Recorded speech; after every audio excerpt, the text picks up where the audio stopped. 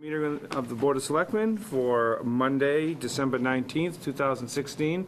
We're going to start by inviting Anand Shah up to lead us in the Pledge of Allegiance.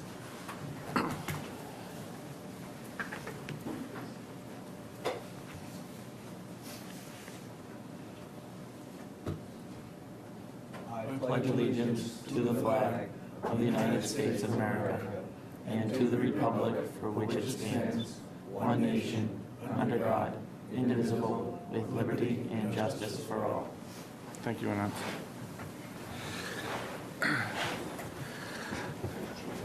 Okay. So first on the agenda tonight will be the approval of the minutes from December 5th, 2016. Did everybody get a chance to review the minutes, and do I have a motion? Mr. Chair, I move that we approve the minutes for December 5th, 2016, open session as written. I have a motion and a second from Mr. Stewart. Any discussion? All those in favor? Aye. Okay, minutes are approved. Do I need to? Okay, next on the agenda, we have a communication and announcements. We have communications and announcements. First on the agenda is a notice to liquor license holders. Mr. Chairman, would you like to read that? Yes, so after several incidents in town where we saw there was an increased usage of fake IDs, mostly from patrons coming from Merrimack College, we thought it was worthwhile to remind all liquor license holders in town of what the acceptable forms of identification were in defending themselves in the event that they have somebody in their establishment with a fake ID. So a letter was sent. Lori Burzloff and myself worked on it. Several weeks ago, we sent it out to all licensees, and it just explains that the purpose of the notice was to make them aware of the increased prevalence of fraudulent forms of identification and to remind all liquor license holders that the Alcohol Beverages Control Commission is very specific in regard to verification of the age of individuals purchasing alcoholic beverages. In their advisory released on September 4th, 2012, the ABCC states that the alcoholic beverages licensee may reasonably rely on the following forms of identification for proof of age. I guess it would perhaps be important to include that in our record. It's a Massachusetts driver's license, a Massachusetts liquor identification card, a Massachusetts identification card, a passport issued by the United States or a government that is officially recognized by the U.S., a passport card for a passport issued by the United States, and a military identification card. So if there are any questions, I can certainly contact, if you're a licensee, you can certainly contact North Andover Town Hall. So. And will this be posted anywhere? We sent it out to all license holders, Okay. so we certainly could print this out and post it. I don't know. Or maybe just post it on the website? Okay. Okay. All right, great. Do we have any other communications or announcements this evening?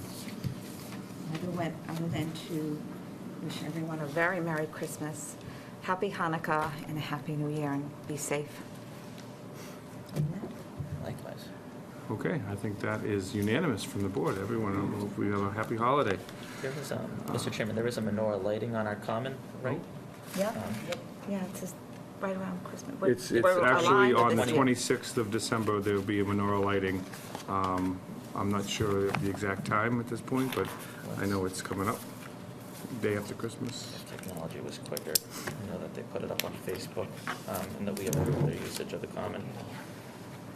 So it's the 26th, beginning at 6 p.m. Okay, 26th beginning at 6 p.m. There is a lighting, of menorah lighting on the common. Okay, any others? Tracy's not here. I think if anybody got a chance to go up to the Stevens Estate this past weekend, they did a fantastic job up there decorating for the holidays. They had hot chocolate, they had roasted chestnuts, they had all kinds of things going on up there. That 3-day event, it was really very nice. And a huge crowd. Yeah, good sized crowd. Any others? Okay, we'll move on then to consent items. So first on the agenda, we already met him earlier tonight. Anand Shah is a candidate for Eagle Scout, and he's going to come up and tell us about his project, which just again happens to be at the Stevens Estate, and he's looking for some support and approval for this project. So Anand? So I have packets which you can look through during the presentation. Okay, we'll start. Perfect.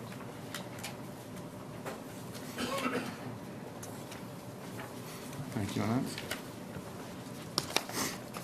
Do you have them all yet, all the badges? This is the last one? No. This No. is Well, this is actually a rank, which I need to get, which is the last rank. Well, she's got like 3 Eagle Scouts in her family. I have Eagle Scouts at my house, so I'm a knowledgeable mom.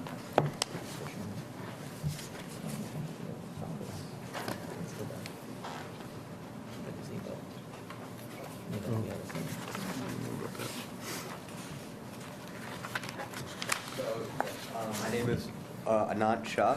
I'm from Troop 87, and I'm working on my Eagle project. So, first of all, what is an Eagle project? The official requirement states, while a Life Scout, plan, develop, and give leadership to others in a service project that is helpful to your community. So, my project is to build a 12 by 12 foot gazebo for the Stevens estate. As a Star or Life Scout, you're supposed to give back to your troop, and as an Eagle Scout, I'm going to be giving back to my community. The gazebo will be put behind the Stevens estate. If you look on the second page, that shows the map of where the gazebo will go. If you see the tent, there's a clearing behind the tent where the hexagon is. That's where the gazebo will be. So it's like a really nice spot, perfect for photo shoots and functions. So for the gazebo itself, I found plans on the internet, and I showed them to Mrs. Ouellette from the Stevens estate, and she said they looked very nice. I also had them verified by a friend who's an architect. His name is Mr. Fanuelli. I think he used to work for the school committee, but I don't think anymore. But so he approved the plans, and he said they were really good. He also agreed to be on site to help build. For the gazebo, the whole gazebo will be built out of pressure-treated wood. That will be the most weather-resistant and also the most affordable. For anchoring the gazebo into the ground, if you flip to the third page, it'll show a diagram of how I'll be anchoring. I'll be using these concrete blocks, which will be put into holes dug 8 inches deep, and then gravel will be placed under it.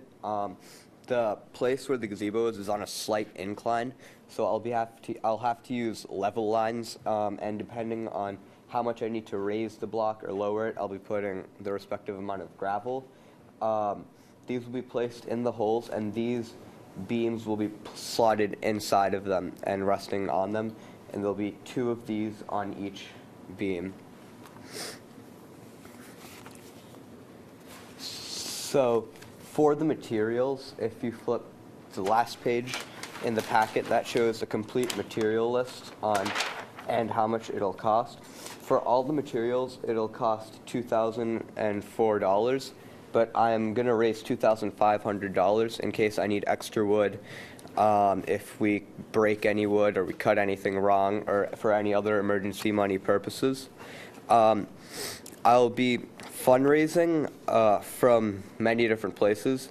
Home Depot has donated many materials to other Eagle projects in my troop, so I'm hoping to get as many materials from them as I can.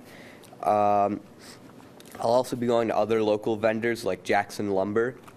If I don't get all the materials from them, Maybe we can get a... We're only chucking because someone's in the audience. If I don't get all the materials, I'll also be going to local organizations like the Trinitarian Church and the Historical Society, and I'll be asking for donations from them. I'm also going to be setting up a online fund from this organization called You Caring. It's like a GoFundMe page, and you can spread it off on social media, and like friends and family can donate through that. I plan to fundraise between now and March. I plan to start building in mid-March, if that is weather permitting. If there is still snow on the ground, I won't start. But I'll start cutting all the wood if there's snow on the ground or not, because we'll be doing that indoors. I hope to finish by the end of June, but I'll also be working around the Stevens Estate schedule, because I don't want to be working when there are events going on there. Yeah, so that concludes my presentations. Are there any questions? Yes. Is that what that you've been finding that most people are recommending? Yeah, it's definitely like the most weather resistant. And if I want weather resistant woods that are not pressure treated, we're looking. Mr. Fanuelli, he said that you could use cedar, but that would raise the price by a lot to nearly like $4,000. Well, this is certainly a very impressive project. Yeah. And looks like it's going to be a lot of work. Yes, it is. Very interesting project, too. So, wish you all the best with that. And Thank it you. looks like you're going to be busy throughout the rest of the year, Yeah. through the summer, putting this together. I think this is really always asked the question, are you going to be done with it by the time you're 18? When's your birthday? March 9th, but I'm only 14 right now. Yeah. So I have 4 years. You're all but set. Yeah. Oh, my goodness, he's only 14. and he's It was a gone great far. presentation, and now Thank that I you. know that you're 14, it was a fabulous presentation. Thank you. All right. Do we see any issues with, from the town's perspective, of putting this on our property? Yeah, there's usually expectation they will get a building permit, but the board can waive the fee associated with the building permit. Okay. Yeah, Yeah. we'll make that in that's a great call out. And probably you would want to swing by the building inspector and review the plans with him and make sure, that your footing depths are correct, and he's going to be amenable to all of those Okay. that you've already planned. Yeah. And he may tell you got to go a little bit deeper on the footings or something, but let's just, I would suggest you Yeah. touch base with him and review the plans with him. Okay. So will you have a team helping you? Oh, yes. Our troop is like one of the biggest troops in the state. We have like over 60 scouts. So, yeah, we'll have definitely more than enough people. Yeah. Yeah, that's part of the project. It's Yeah. You're to supervise the troop.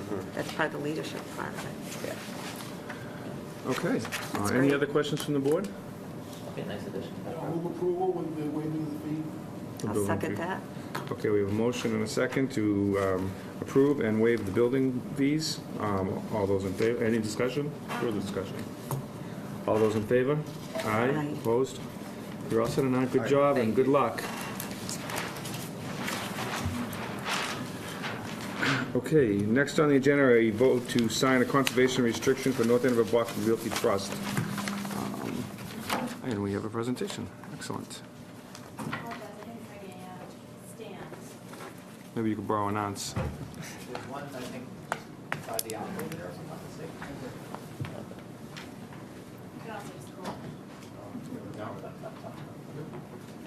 Matt, could you borrow your stand for a minute? But now we can't go home. It's only for one presentation. He was going to sit down anyway. Good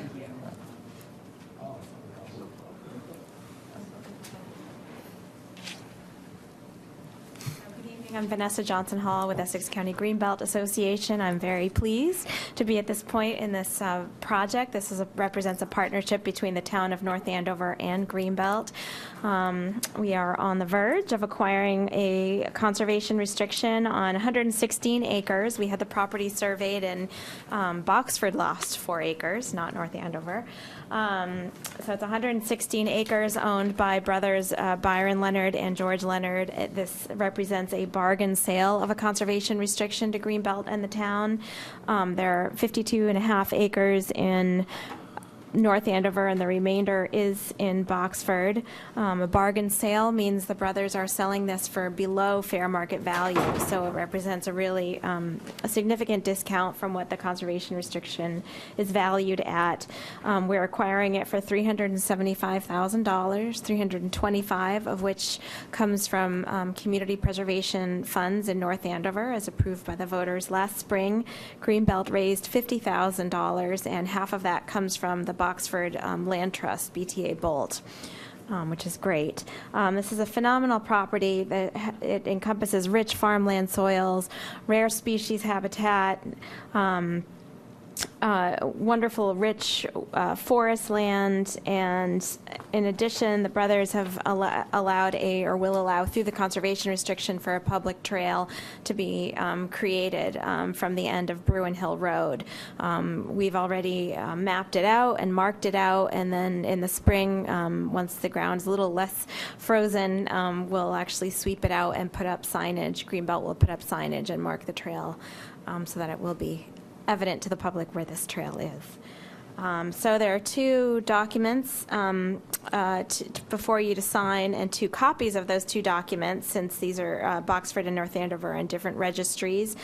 The first document is the conservation restriction itself. It's already been signed by the Conservation Commission.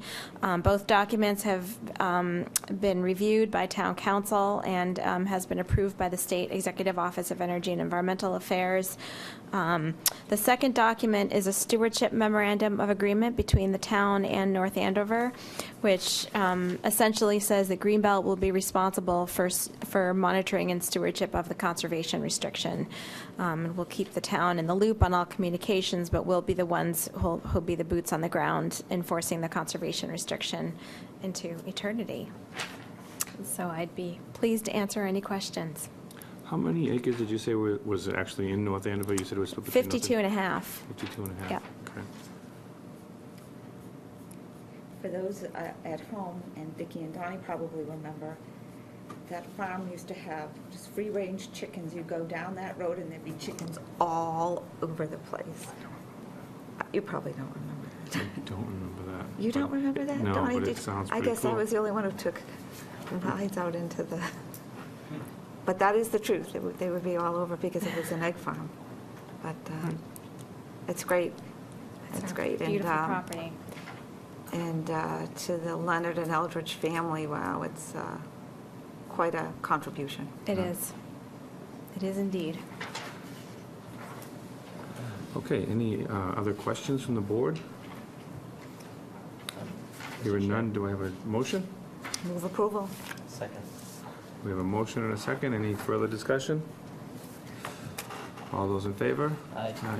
I understand you, we're going to sign the documents right away? Yes. Okay. If that Let's would be do that. great. So there are two documents, Okay. two places to sign on each document. And while we're doing that, if you want to set up for your presentation? Yeah, I'm just gonna do it from here. Yeah, okay.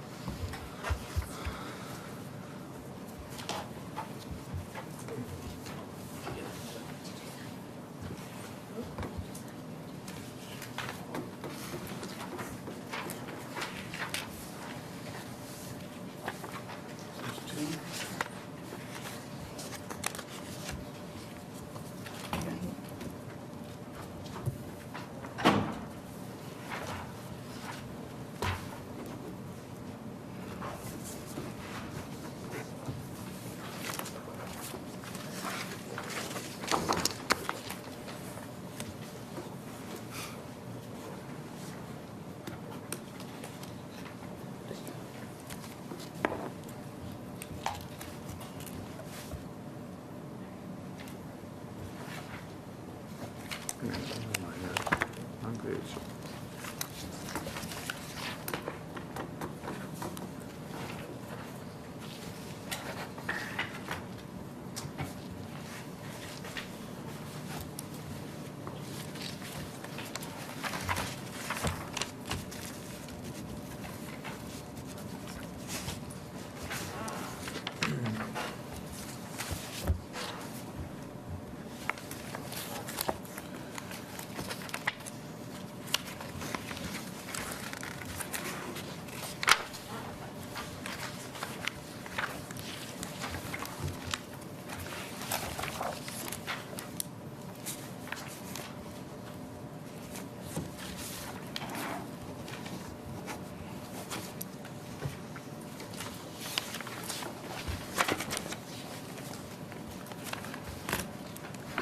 Are 4 enough, or do we need to hold them for Tracy's signature as well?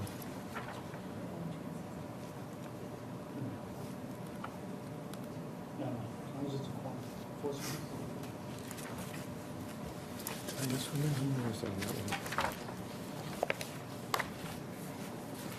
Thank you.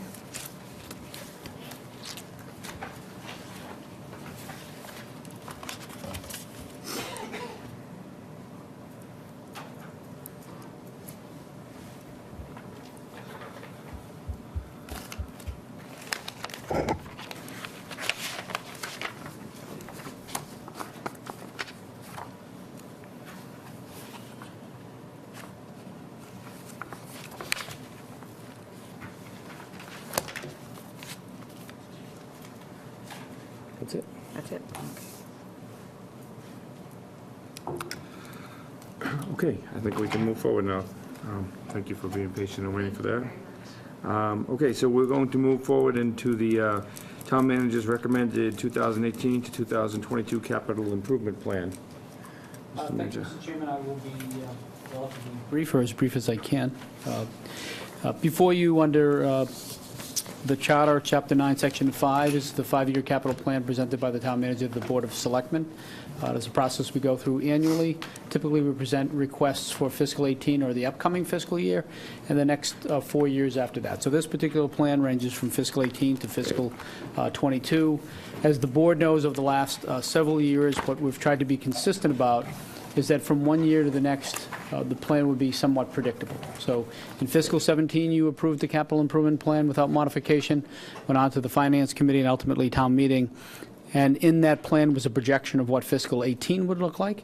And this year, what we try to honor again, or try to encourage the departments to do, is to make sure that what appears in fiscal 18 closely resembles what we projected it to be in fiscal 17. And for every out year, when you get about 5 years out, certainly things change, but largely speaking, keeping the plan somewhat intact. This plan is a $39 million plan. Approximately $30 million of that is the general fund. The balance is made up of 3 of the enterprise funds, the water, sewer, and Stevens Estate enterprise funds. It's about the same size plan, maybe a little more than in the past, but we're going to explain briefly why that is. Of the 5-year plan, again, most of it contains projects that we've seen in the past, improvements to technology, improvements to our roads, improvements to our buildings. What's different in this plan is 3 projects of note. There are some other smaller differences, but out of $39, 3 specific projects of note. I'll talk about them in sort of reverse order, I guess, of importance. The first is a proposal in 2020 to fund a carport and storage area at the police station. At the time that the police station was redeveloped or developed, it obviously was originally a bank and today is a police station. We store a fair amount of vehicles there. Those vehicles are constantly exposed to the weather. We don't have a significant amount of storage in the building. So there was a proposal made some years ago that wasn't quite ready for the capital plan to institute or to build carports to protect the vehicles, so not full garages but carports, and a barn-like storage area. At the time, it didn't make it through the vetting process. It needed some more research, but now after some time it has. So what you'll see in the plan in fiscal 20, the 3rd year of the plan, is something you haven't seen as projected for fiscal 20 originally, and that's a little over $400,000 to build this carport and storage area at the police department that's being recommended by the police chief. So that's a newer project from what we've historically proposed in fiscal 20 and something we think is particularly important.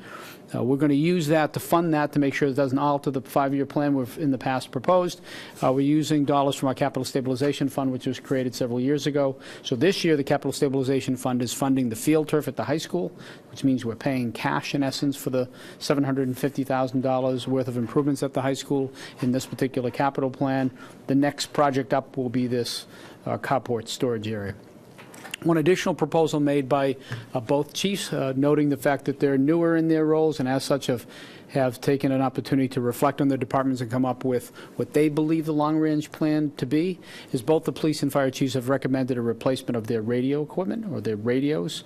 Obviously, the radios are the lifeblood between any police and firefighter and back to dispatch in cases of emergency, and both have indicated that those radios, which typically have a life of about 10 years, are getting closer to the point that they no longer will be effective. And In looking at the inventory and talking to the both chiefs and sitting with them in a joint meeting, they've agreed that the fire radios can be replaced 1 year after the police radio. So that came in agreement with them. So approximately $400,000 spent between fiscal 19 and fiscal 20 in radios for both the police and fire departments is something that we didn't originally project during the 5-year plan in the last couple of years, but something in reviewing the inventory and talking to those chiefs they've determined is important. And therefore, in that meeting, we've prioritized that and moved it up into the plan where it otherwise had not been. Thirdly, the most dramatic change to the plan is actually happening in the first year of fiscal 18. I'm recommending the approval of a project that was approved by the school committee last week, and that is the construction of a modular dedicated kindergarten building on and around where the ECC is today. That project is expected to cost $6,175,000. In the plan originally, we had created a placeholder for some school classroom expansion space. If you remember, the facility master plan first contemplated the idea of a series of different capital improvements to our buildings back in 2010. Back in 2010, the school department wasn't quite sure what that classroom space would look like, hadn't completed a study, wasn't sure about the viability of some existing temporary structures, and therefore, in the end, as we got closer, it was agreed that we'd use the design dollars set aside for the classroom space to conduct a study. Dr. Price did that with the help of staff, and in turn came back with 4 recommendations which were made to the school committee. In the end, although this recommendation is significantly higher in a dollar value from the original proposal, it actually accomplishes something that can have long-term meaningful impact to the school department. It can be the first step toward reducing average classroom size on the elementary in the elementary school, something that probably wasn't proposed when the facility master plan was first rolled out. So we originally budgeted $1.5 million, used some of those dollars, a modest amount of those dollars for a study. The recommendation now is that instead we approve $6,175,000. Our goal was to try to figure out how to fund that and pay for that and stay within the perimeters that we've set for debt service as a function of revenues within our budget. You may recall that on average we try to stay between 4% and 6% of debt service to our revenues, and we've done a pretty good job of staying below 5% over the last several years. That has helped our budgets, helps fund other projects in town. In order to do that in this case, I'm recommending we use reserves, approximately $4 million to offset the cost of $6,175,000 for the project. I think we can afford that. We can afford that use of reserves. It's an unusual time. We've done very well over the last couple of years, and we can use that one-time expenditure for a one-time purpose while still maintaining our bond rating. I feel very comfortable about that. This isn't something we can do every couple of years. It's an unusual situation. It's a positive convergence of events that allows us to address a school issue while using our reserves in an appropriate fashion and make sure that we maintain our plan for being fiscally solvent.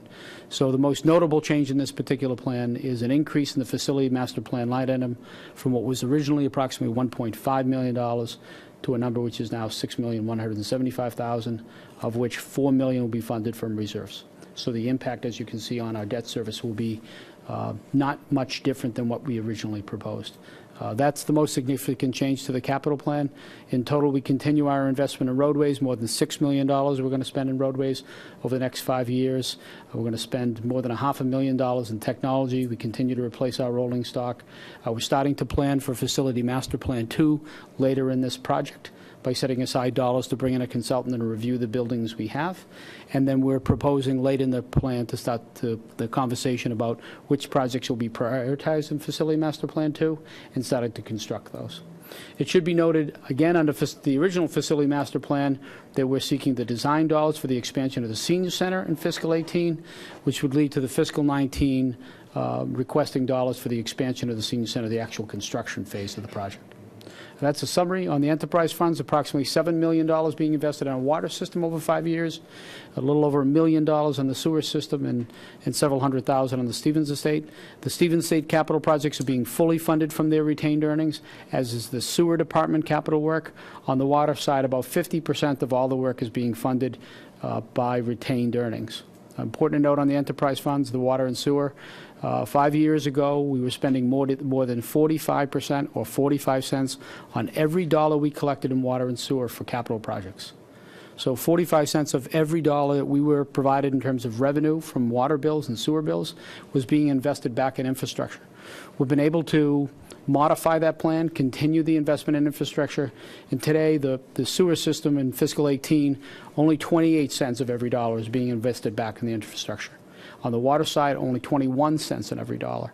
What that means is we're spending less dollars on the capital side, which is freeing up more operating dollars, generating a greater profit in the system, and we're using those profits to reinvest in the system on as a pay-as-you-go basis. So our debt service is declining, our operating profits are increasing, and we're using those profits to maintain rates.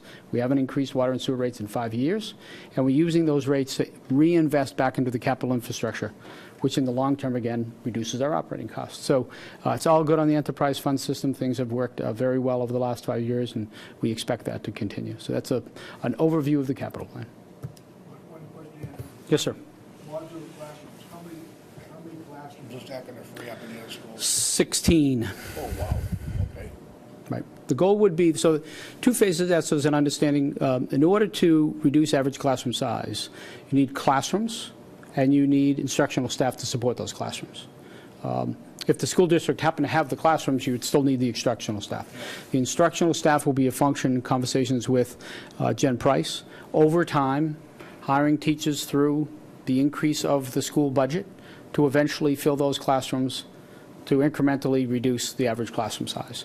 I don't have an exact sort of period of time, but a 5 to 7 year window to drop our average classroom size in the elementary schools from about 23.5 students to a little, I think, 19.6 students, which is the state average. So the goal of the district, and I think it should be all of our goals, to bring average elementary classroom size down to the state average.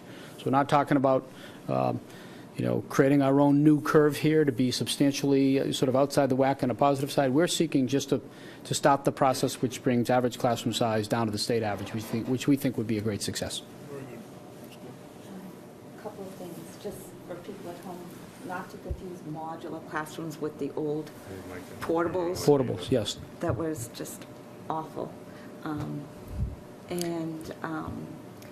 Have you checked with our bond rating agencies that do they also feel comfortable with this use of the reserves, or do you just feel pretty secure in that? It's a good question. Typically, they won't give you a one-off answer without knowing all of the rest of the circumstances. We know that the targets that they have in terms of our reserves, that we can maintain those targets.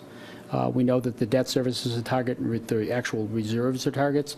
And even with spending these dollars, we stay within those parameters. One more question, and you might have mentioned it as I was thinking about everything that you were saying. What about SBAB? Is there any money available? This kind of project would not be SBAB eligible. School building assistance is the question. I think if there were another kinds, one of the interesting things about those projects is typically they require a fair amount of legwork, an evaluation of enrollment and other activities within the entire district. It can't be specific to, for instance, elementary versus middle. It would require a study of the entire district, both from a programmatic perspective and an enrollment perspective. And you'd be looking at a window of 6 to 7 years to get through that pipeline. I think this at a reasonable cost, quite frankly, on a cost construction basis, going to your point of the kind of building. If folks haven't, and you have an opportunity, I don't want to offer tours to school buildings, but if you've ever had an opportunity to walk through the ECC, once you get in those walls, inside that building, you very much recognize you're in Class A educational space, and there's nothing about it that is temporary feeling or counterintuitive to education. So the opportunity to do that in a cost-effective way allows us to address or begin to address the classroom size issue far more aggressively than, say, a larger scale project that may be more traditional bricks and mortar and 3 or 4 or 5 times the cost. Actually, to your point, those types of buildings usually are built extremely well because they're so precise that it's not a trailer classroom. It is definitely not. Those words are always interchanged. Sometimes, yep, sure. Just want to make sure the folks at home said, we're not returning to that, I hope. There are some members of the school committee here who may be able to provide it. If I'm advocating the educational side of things, it usually isn't quite as smooth as others who are probably better at that. So I don't know if that would help. David, chairman of the school committee, would you like to? Well, first of all, I was impressed. You looked at the whole capital project. Without even looking at your notes, that's impressive stuff, Mr. Mailer. First of all, thank you, specifically to you and to Ray, for helping out develop this project. the collaboration between yourself and the superintendent is inspirational, I think, to all of us. I think as board members who are on a part-time basis, to watch the two full-time leaders engage in what I believe is a critical project, not only for the schools, but for the town. I think, obviously, when a lot of people move to town, they're looking at, they're checking out our schools, how our school's doing. And one of the things that jumps off the sheet at you, and the town manager alluded to it, is our class size are through the roof. I think we all realize this project is not perfect by any stretch of the imagination, but with the creative financing that the town manager has put forth, I think we feel very comfortable from a programmatic point of view that this will meet our needs. Superintendent, I know, has discussed this extensively with our principals, with our teachers, and we feel this is a project that will give us the most bang for the buck. There's, I think you also alluded to the SBA. The SBA would take at least 7 years probably to get going on that. And I'm not even sure it's eligible for modular construction, even eligible in that sense. But with that being said, we feel confident that by September of 2018, we could have this built, and we could have reduced class size. So, and I know we're already starting to plan for budgeting for those extra teachers that we're going to need as well. So. If there's any further questions, but I really just want to say thank you to the town manager and to the assistant town manager for their help with this, and hope you can have your support tonight on it. And thank you to the board of the school committee for your thoughtful deliberation. I know it was well over an hour or so, and plus more than that going into it. I mean, it was an hour of public deliberation, but I know there's a lot of background work that goes into that. So thank you for your efforts as well, and getting to this project, getting it this far, improving it. So. Thank you. Multiple meetings, actually, they had, too. Yeah, I know. I mean, I know the last one was about an hour's deliberation. So, yeah, I think I'm looking forward to the facilities master plan, too. I think that has been a tremendous roadmap for this town over the last 5 years, and all you have to do is drive around the town to see what the products of that plan, and the fact that we've been able to do that without any debt exclusions has been phenomenal. So it's very excited to see that the second version of that and where that goes, and as well, thank you, as David said, for your thoughtful and creative ways of thinking around difficult problems and getting us, guiding us to a solution, you and the superintendent of schools. So thank you. Typically, steps from here, and I certainly will answer any questions here, steps after the board takes action tonight would be to, if possible, approve the product, given an opportunity to review it again over the next 30 days if necessary, and then we'd be moving it off to the Finance Committee for further deliberation. I think we already have a schedule out there for meetings with the Finance Committee on various projects. Just another comment, if my memory serves me right. When we were doing the police station, we did talk about having some sort of a facility for the cars and storage, but it just wasn't in the budget. So it's great to see that now we're working. It's important. Yeah. What will our reserves look like after we expend funds, hopefully expend funds on the central kindergarten building? So what would be the balance of that? I'd have to get you, and it'll partly depend upon what the balance of this year looks like. So if the figure I give you today is an approximate number, I think on free cash, we're approximately in the $6 million range. If we have a bad snow year, that number could be $4 million. So part of the reason we managed through this a little bit and didn't fund all of it through free cash, as an example, is to make sure that we stay at reasonable levels. Our target has it wasn't historically, but the target over the last couple of years with the help of the Finance Committee, it was a target, we just didn't achieve it. The target we've been shooting at, therefore our target over the last couple of years is 5% of our general fund revenues, which right now at a net, just using 100 million as a ballpark, it can be a slightly different number to that, is approximately $5 million. Again, the fluctuations in that can be some of the big ticket items, so we have to be careful of that. But even after using these dollars, we should be north of that, reasonably north, and you want to give yourself a little bit flexibility so that if things like 2 years ago we had we overspent our snow budget by $2.2 million 2 years ago. And we were able to fund that because of the flexibility we've created through our reserves. Otherwise, we would have gone back to every department, and around their allocation, we would have said to the schools, can you cut $1 million in the last 3 months? And other police department, can you cut, $200,000? So the financial flexibility we've given ourselves through the reserves, I think that's still this. I wouldn't be recommending this if I didn't feel like we can still have the flexibility to make sure we can avoid those issues as well. So approximately 6. I think that's I mean, I'm sure actually, I think everyone around this table can actually appreciate it. I think a lot of people in this community appreciate it, but how admirable it is as a community that we're talking about this and funding it through our operating budget without talking about any type of debt exclusion or override. I mean, that, for the community, that can't be stated enough. I know that, we've heard from a lot of parents, a lot of people on Facebook and social media who were concerned about different grade levels they had where there was overcrowding. And so to see us being able to adopt a plan that frees up space at all the schools is really exciting. So I know that it's not something many communities have the option of doing, and I think it's piggyback on what Chairman Teresi said, I think it's a testament to both the leadership Dr. Price and yourself have shown. It may segue into our next agenda item really well, but I would like to say thank you to everybody who was involved, with our full-time staff in making sure that this could happen.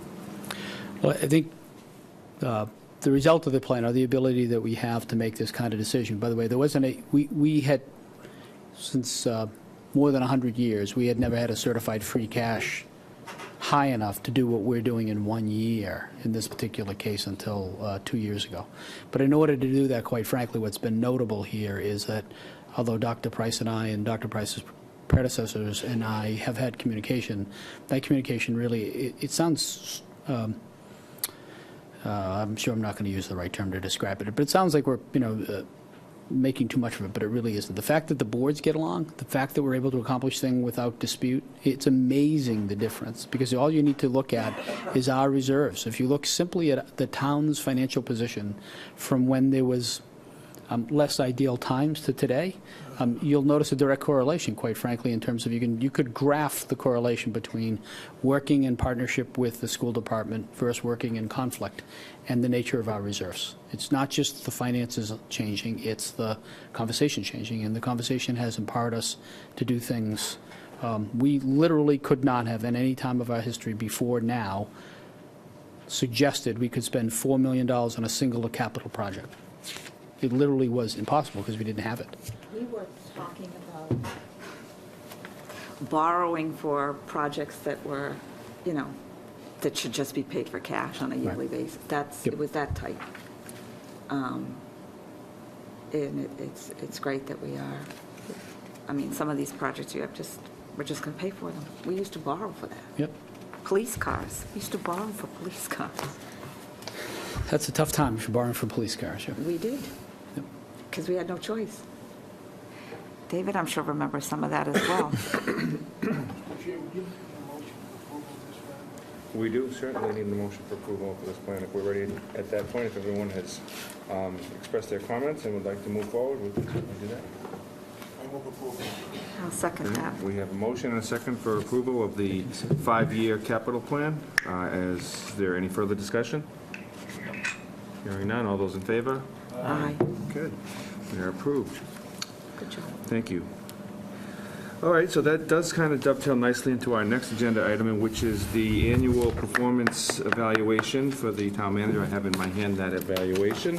I just want to say once again, Andrew, 5 years ago you came to this town, approximately this month, 5 years ago you came to this town. Since then, the town has achieved AAA bond rating. We've gone to town meeting with, if we do it this year, it will be 5 consensus budgets. We have increased our reserves to historic levels. Every union contract has been negotiated almost seamlessly. The list goes on and on and on of the accomplishments that you've had, not only this year, but over the 5 years you've been here. So it is a great pleasure to be able to present this evaluation to you. Just so folks here and at home know, the process is that each one of us as a Board of Selectmen receive an evaluation form for the town manager, and we have an opportunity to rate him on different areas, including personal development, planning, his function as a team player, and conduct at meetings. And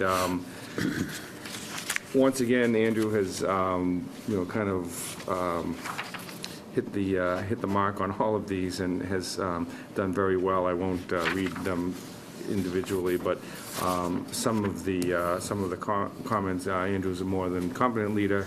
Andrew is an excellent CEO for North Andover.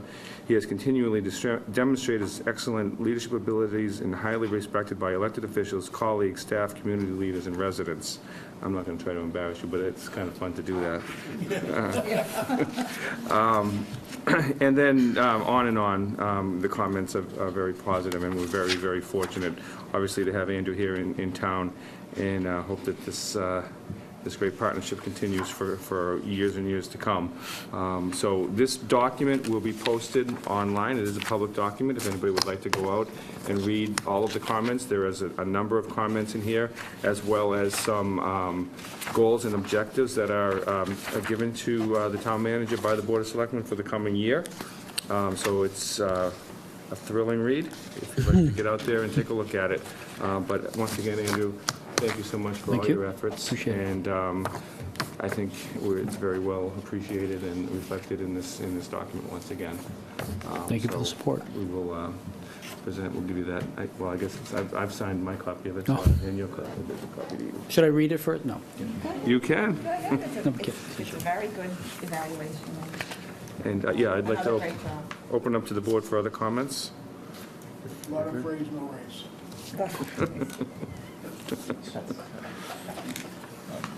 That was John Thomas. Way back. I think just your list of accomplishments and the town's list of accomplishments and the AAA bond rating just speaks for itself. So, again, congratulations on another great year. Okay, so I need a motion to accept the town manager's annual performance evaluation. So moved. We have a motion and a second from Mr. Stewart. All those in favor? Aye. Okay, thank you very much. Moving on, we have an acceptance of donations for gym equipment valued at $300 from Michael Shannon and a treadmill valued at $300 from Kristen Maloof to be used at the fire department. Are either one of those folks here tonight? Okay. Question. Why is this coming from Methuen? Well, is it, What's the matter with North Andover? I'm sorry? well, one's a doctor, and that's actually from It's coming Andover. Methuen. Right. And the next one's coming from Andover. Okay, so Generous people. what does that mean? What does that matter? Well, just curious, why isn't North Andover donated? Well, Just doesn't- it's not the community, it's a resident. They're Oh, okay, individuals. Yeah. And to your point, there have been donations by North Andover residents to the fire Yeah, department as no, well. I'm Yeah. just make sure the end one works, so. Okay, so Folks can I are have a quite motion? generous. Yes. Move approval to accept $300,000 from Dr. Michael Shannon. I wish. 300,000. Oh, and fire excuse me, department wishes. 300. Take your glasses off. I'm sure Chief McCarthy would love $300,000 worth of There we fitness go, we can equipment. pay it. I'm sorry, just, okay, $300, thank you very much, from Dr. Michael Shannon, and a $300 treadmill from Christine Maloof. Second. Okay, all those in favor? Aye. And again, thank you for the donations. As shocked as we were by my misspeaking, could you imagine if they're watching this? Yeah, I know. Dr. Shan is like, well, no. Okay, and then another donation from Brooks School for the Cop Sync 9/11 program, valued at $3,000. Thank you again, Brooks School, a tremendous partner to our town. They've They're, Move acceptance. I'll second that, yeah, they've always been, they've really been generous. So that's great. Yes, they absolutely have. Okay, all those in favor? Aye. Aye. Okay, and now I guess because we got new equipment, we can surplus some old equipment. Yes, we can. So we have a request to surplus some gym equipment from the fire department. I'm not sure what the equipment is, let me just, It's actually exercise Piece of equipment. equipment that originally came from the Recreation Department was donated to the Fire Department, and it will be disposed of. okay, so it's lived its useful life. It A has stair lived its mount, useful stair and a Nautilus machine. Yes. Okay. So do I have a motion? Motion to surplus the exercise equipment as determined by, Motion and a second. All those in favor? Aye. Okay. All right, we have one appointment, I understand, tonight. I'll turn it over to the appointment committee. So Caitlin Derby Yes. had indicated that she was no longer interested, so her name is appearing on the agenda, but she's asked to table that. So Gail Amandino, I don't know if Ray would judge me for how I said it, has applied to serve on the Cultural Council. She has a PhD in historical musicology, a passion for the arts, and she believes culture is important for the community. So as we know, the Cultural Council doles out several $1,000s a year to applicants who seek to expand cultural opportunities in North Andover. And so that's funding that comes to us through the state. And I think that Gail would be a great addition to the board. Okay. second. Okay, we have a motion and a second. Any discussion? I'll say, since Tracy's not here, I'll give her normal comment that, again, we'd like to thank all of those people who take their time to volunteer on any boards, councils, or commissions in town, because it really is what makes this town such a great place to work, live, and play, and really run smoothly. So we'd like to thank Gail for her offer to join the Cultural Council and be part of the community. So all those in favor? Aye. Opposed? Okay, we're good with that. Carol Bradstreet of the Cystic Fibrosis Foundation requests permission to use Drummond Playground on Saturday, May 20th, 2017, from 7:30 to 3 for the annual Great Strides, a walk to cure cystic fibrosis.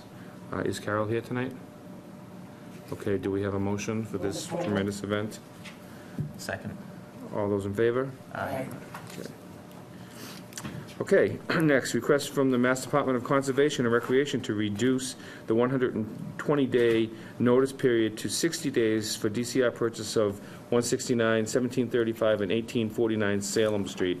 I believe that's the old, far tree lot? Yes. Okay, do we have anybody here to speak to this? Okay, Mr. Manager, did you want to give any background on this? Sure. The DCR has entered into a tentative agreement to purchase lots. Obviously, it abuts the forest, DCR land, and so it would be in continued use, so it wouldn't be developed, it would be, I'm not sure that, given the nature of the topography and others, that there would be any kind of walking paths or trails, or we haven't certainly seen from the DCR that they've proposed that, but the land would be protected by the Commonwealth. In order to do that, we're required to give, unless there's a waiver, 120-day notice, so that the residents are aware that this transaction has taken place. They're asked if that can be waived. The owner would like to transfer the land sooner. We see no particular reason why this can't be the case. If you look at the property today, I think the aggregate taxes being paid was somewhere in the $190 a year range. So I think we'll safely get through that without much difficulty in terms of impacting the tax collections. So it's obviously land that's been deemed as not buildable by the assessor's office. So it seems logical to do that. Okay, thank you for that background. Again, one of the great features of this town is the amount of open space that we have, and I think protecting it is certainly a valid use of, or loss of $190 a year in tax dollars to protect 8.5 acres of open space in a very key area of town. So we'll hear a motion. So moved. This was the big one. Okay, any further discussion? All those in favor? Aye. Okay. Okay, next on the agenda, we have some public hearings for National Grid. So we have 3 public hearings. I will hear a motion to go into the first public hearing. Actually, let me just take a look at something first.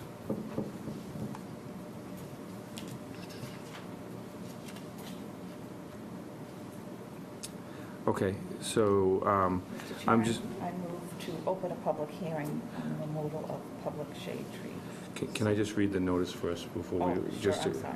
Okay. All right, so Town of North Andover, notice of public hearing in accordance with Massachusetts General Laws, Chapter 87, Public Shade Tree Laws, Section 3, Cutting of Public Shade Trees, Hearing Damages.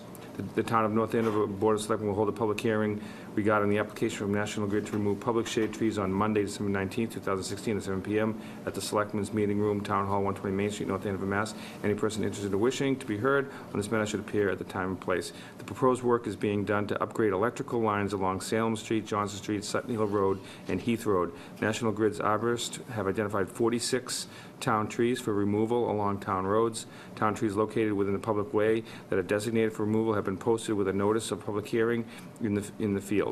The roads with town trees affected by the program are Salem Street, Johnson Street, and Sutton Hill Road.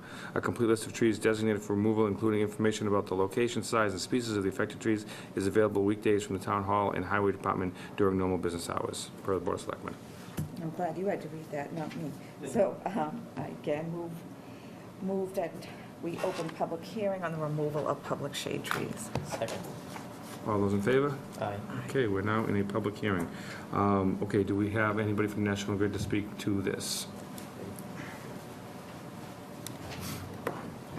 If you could just identify yourselves, and you're welcome to sit at the table if you'd like, or stand at the podium, however you prefer to do this.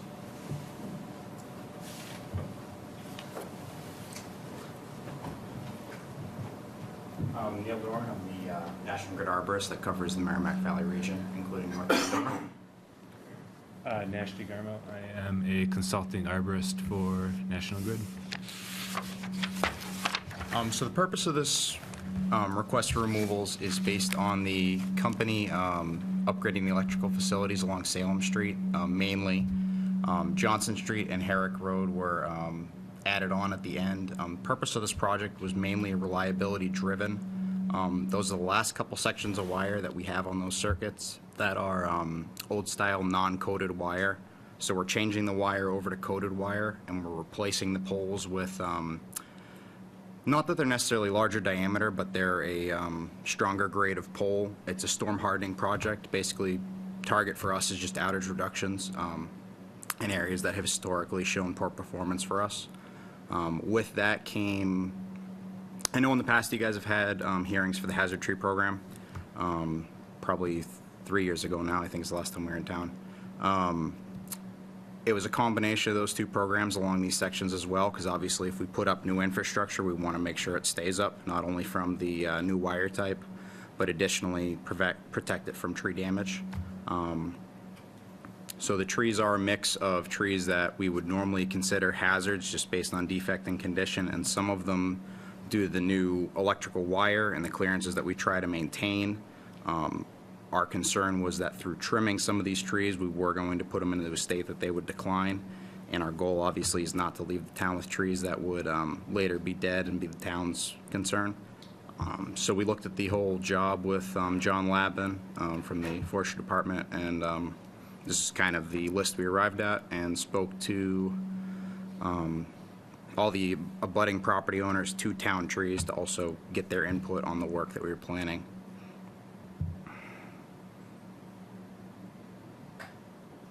There's quite a number of trees on here. Some of them seem to be, I guess, with the emerald ash, you would consider that a diseased tree at this point, right? The white ash? Yes. Obviously, as you guys know, certain sections of town are fully infested with emerald ash borer. Other sections are starting to show some signs.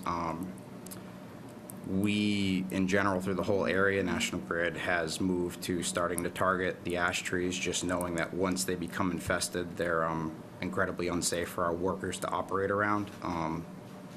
Out in our New York service territory, we've had a couple incidents with crews working on infested ash trees, and the way that they break, we've had some accidents where people have been hurt. Okay. So these 46 trees that are being proposed to be taken down, is there any plan to replace any of them? Can they be, is there a program that we can get some of, maybe another species in there that is not going to be a hazard to the wiring and that, but will, keep our treed view or treed look up to the So top? what we normally do is, to the DPW, in the past, we had done a grant program. We've kind of moved away from the grant program, and the option that we go with the DPW, through the DPW, is we will purchase replacement trees that they request. We hadn't agreed to a number with them. I didn't realize Bruce was going to be on vacation tonight, because that was kind of part of what we thought we were going to discuss tonight. Additionally, for this program, due to certain areas, especially the playground and one section of Salem Street where the right-of-way goes incredibly wide and the wires actually go behind the trees, we were also going to be grinding the stumps in those areas because they were going to be just a hazard to people walking. In the wooded areas, we weren't going to grind stumps because we traditionally do not in those areas. So of the 46, how many did you anticipate grinding? I think we were up, I know everything on Johnson's, on the playground property, and I think there were about 10 or 12 others that were, it's just an odd shape where I guess the road used to kind of, Salem Street used to hook out up against the stone wall, and then over time, as Bruce described it to me, at some point in time the road got straightened, but the town right-of-way still continues wide, and it's a nice little grassy area kind of up against some residences. There are about 12 in there that we were going to be grinding. We're also grinding stumps on homeowner request, or a butter request. How did If it's they a make town that? tree. How do they make that request? They, just in conversation when we were permissioning the work, So you don't offer it, you wait for them to ask? if that's what they Do you request. think it would be good if you offered it? It's just based on what our normal procedure is. Can we We're also- request it on behalf of all the butters that Because that you grind really, the stump if that that? really irritates people. In terms, if it's not in the woods, we'd be happy to. It's not a problem. If it's in a wooded lot or up against a stone wall, we wouldn't want to compromise trying to take a tree out of the stone wall in terms of grinding the stump. That's definitely doable. In most maintained areas, the plan was to grind the stumps. And obviously, all the wood will be removed unless the homeowner, a butter, had requested the wood, but otherwise we'll be hauling it off-site.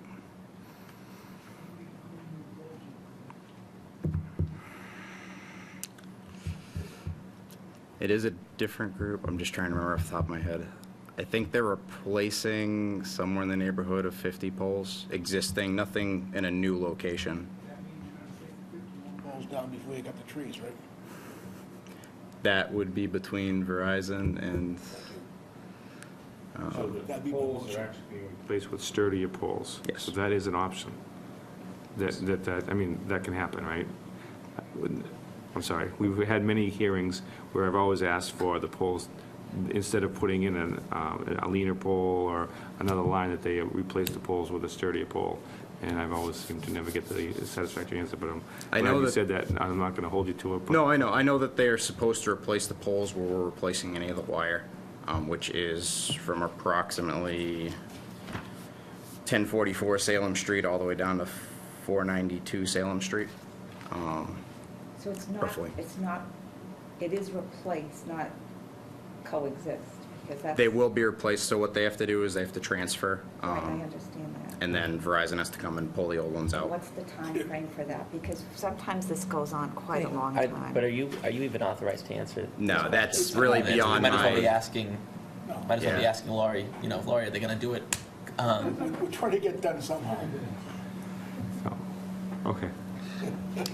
Now, is That's- this list for the whole year, or? this is for this project.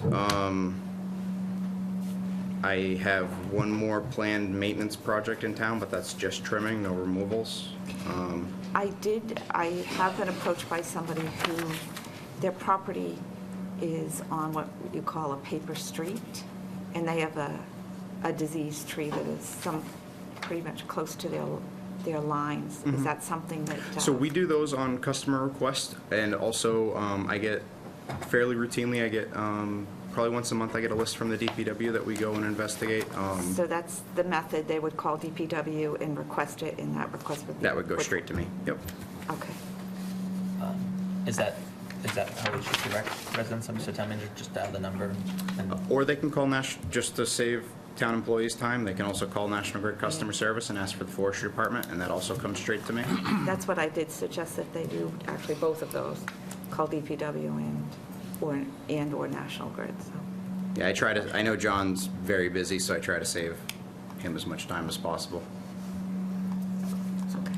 So at this point, you would come, not both of you, but I would say probably a year ago, we had National Grid before us, and they took down another crop of trees, and we had talked about replacing them. What's the process we should follow to actually get these trees then replaced? Because you said the grants program is, it sounds like you're phasing it out. So the hazard tree program started, I think, 9 years ago, and they started with DCR doing a grant program. Because this is a pole replacement project, a specific section of town, that's why we go through a different method of getting the trees, just because of, it's a capital upgrade project, so the way that stuff is financed. So that would be a conversation with Bruce, which I'm definitely happy to have. We factored in costs for replacement trees. It was just kind of figuring out where they were going, what they were, and depending on, because some of the abutters may not want them there, or where they go in town is kind of what we usually deal with Are we Bruce. restricted to a certain area where they, obviously they have to go wherever the town approves, but as long as we plant them in town, it doesn't necessarily have to No, be it doesn't. at that site. Nope. Do we have to pursue that, or, because historically, we haven't received replacement trees from them, correct, Mr. Manager? You're not. No, this is this is a different, probably different than my predecessor had done it in the past. I only took over this region a year and a half, not even a year ago now. I was on the South Shore before that, so. So what would be the process then?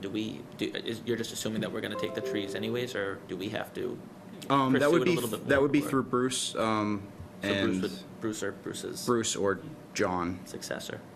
Oh, didn't realize. I can work with Bruce to identify Okay. how many trees. I mean, I understand the difference. The difference is it's really a capital project. Yep, this is. The capital project is driving the tree project. Yep. Therefore, the funding is available, as opposed to, that's why the offer is there. It's not so much, the out-country areas where there's plenty of trees. It's really more in the more populated areas where the neighborhood look of these beautiful trees have a natural life, or they get, kind of cut up for the wires and everything else. That we're starting to notice that in those neighborhoods that we need more trees. No, And I definitely environmentally understand. speaking, we need more trees. So I can speak to Bruce to make sure we're aggressive about our ask on this, given that it's an opportunity that isn't as common. Because if it was just a tree project, they wouldn't be offering it, because it's a capital project, a pole replacement project that they can build into the budget. So I can ask Bruce to be aggressive about his ask on it and report back to you on what we're talking about. Mr. Chairman, I have just a couple of questions about the report itself, if I could. Two different locations on Salem Street, I guess I have some. They appear to be healthy, very large trees where the reference is contact with new wires. So, go ahead. Yeah, so in cases where we're dealing with either emerald ash-related issues or decay, or, these stick out because they're very large diameter trees with no other notable health issues that the board's being asked to allow you to remove. For instance, is a 24-inch diameter red maple. That's a pretty substantial tree. There's a similar tree further down with a similar reference, which again has nothing to do with dead, decay, declining health, just a perfectly healthy, very large tree. I think the other one's a 25-inch diameter tree. It's 540. Yeah, I think it's 1044 Salem and 542 Salem. Yep, so those, it would be based on, their current proximity to the wires is about 3 inches, which for us is well inside the distance that electricity can travel through the air, given certain conditions. So when we'd be stringing the new wire through, we'd still have that same issue, and as we mentioned, we're on a capital program, so we try to eliminate any of those issues as we're going through. Specifically, I'm trying to remember on the oak. So how does that compare to a more than 30% prune? So more than 30% prune, we'd be removing more than 30% of the live canopy of the tree, which is the threshold at which we target removal versus trimming. This one, where the structure of the tree is, the wire would actually is very close to the actual physical trunk. So to get the clearances, we wouldn't be trimming. If we were trying to get what's considered a safe clearance, it would be, obviously we can't take a notch out of the trunk of the tree. And that's kind of where that situation is at. So this is a power interruption question, right? Yes. It's not about the health of the tree, it's not about, this is simply, I don't want to sound morbid about it, but sacrificing two really healthy trees for the benefit of making sure that we have power isn't interrupted in case those limbs come down on those wires, right? And the 30% prune is an economic discussion, right? Is it a health of the tree issue at 30%, or is At it? 30%, it's not an economic issue, it's the health of It the is, tree okay. issue. That's kind of where we draw the line. If we thought we could get all the clearance that we needed and still maintain the health of the tree, obviously we wouldn't want to make the expenditure unless it was a hazardous tree. Is there another plan, so you don't have to go? Different way to route the wires? Because I mean, Something, a red maple is a beautiful red maple that's healthy it's kind of tough to take. In terms of rerouting the wires past going to the other side of the road, which I know they haven't reviewed, then that's kind of just the way that Salem Street is set and the way that the wires run down Salem Street. The oak tree at 542? yes, that's a healthy tree, but the stem is in direct line of where the wires would run. Because currently, I believe that pole is actually kind of tilted out a little bit. And the red maple at 1044 is also close, but there are other issues with that tree. It's not really as a pristine tree as the oak on the other side is.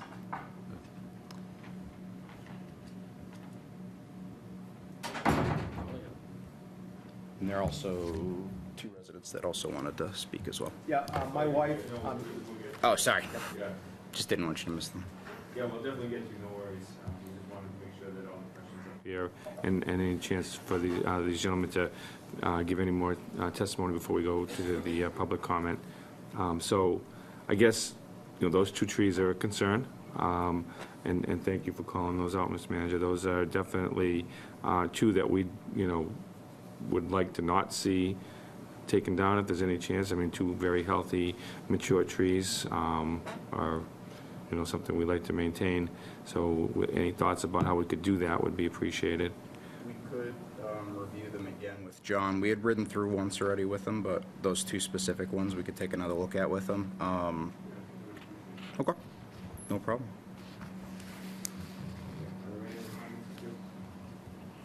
Okay, now I'll go to neighbors, abutters, if you guys would like to come up and give your name and address, and let us, tell us what you've got on your mind tonight. I'm Karen Sonovich. We live on Ray Street next to Reynolds Field. And if I've counted right, it's probably about 10 or 12 trees are coming down there. So I know that a lot of them are white ash, and so they're probably not safe, but I think the park is going to look very stark without all those trees there. It's quite a number of trees. So that's a concern. So if we could have some replaced, that would be wonderful. The other concern is that the trees pretty much prevent people from parking as they come off, to go to soccer games and everything. So the trees pretty much prevent people from coming off Johnson Street, parking on the grass, and it really is a hazard for those of us who live on Ray Street, trying to come out of Ray Street and you can't see because of how the road turns. So I'm a little concerned that, we're going to have a real driving hazard as well, because the trees kind of protect us right now. Okay, so when you say parking, so that's actually parking on the field, so people are like nosing into the They field? nose in, yeah, and so, for the most part, there are a lot of trees along there that are going to be taken down, so there'll be, a lot of open space now, especially if they grind Right. them down for people to park, and I think it's just going to be a real traffic hazard or parking hazard. So with the replacement Right. option, what size trees would there be, like young saplings or something? Usually they're anywhere between 2.5 inch and 4-inch caliper. We've, just in my experience from planting larger trees, they tend not to transplant as well, whereas that 2.5 up to 4-inch range seems to do much better just because they have their chance to establish their own roots in their new soil environment versus the larger trees where they're kind of, it's almost like when you plant them, they sit in a bowl and the water and the roots just don't seem to interact well. That's a good size, Yeah, we're not, Prevent somebody we're not from- planting stuff like that. Planting little saplings, right? Yeah. I don't find that survives either. It seems to be the sweet spot is between 2.5 and 4 inches seems to really thrive. Being watered, is that the? It's not necessarily water, it's just based on the roots. When you have two different types of soil, a lot of these trees are grown in kind of a clay silt soil, and when you put them into New England soil, which doesn't have a huge clay content, sometimes the water gets stuck kind of up against the trunk of the tree and doesn't get into the rest of the rooting system, and they don't spread their roots out as much. Do you pick species that are conducive to the road, like the road salt and things like that? I believe the sugar maple is usually pretty good for that. Sugar maple, actually, road salt's pretty rough on a lot of stuff. That's why we tend to try and find locations if we're doing planting in town, would be more up to the DPW, that aren't right on the road edge, just because they get hit by plows, they get hit by cars, road salt, push snow up against. Try to get a couple feet back at least, just to give them some space. Take replacement trees and just put them all in a park. Yeah. You'd want to put them pretty close to where they came from, unless it wasn't a good spot to begin with. But I certainly can understand why you would be upset about that. It would be, go by the park one day and all of a sudden it's like, what happened?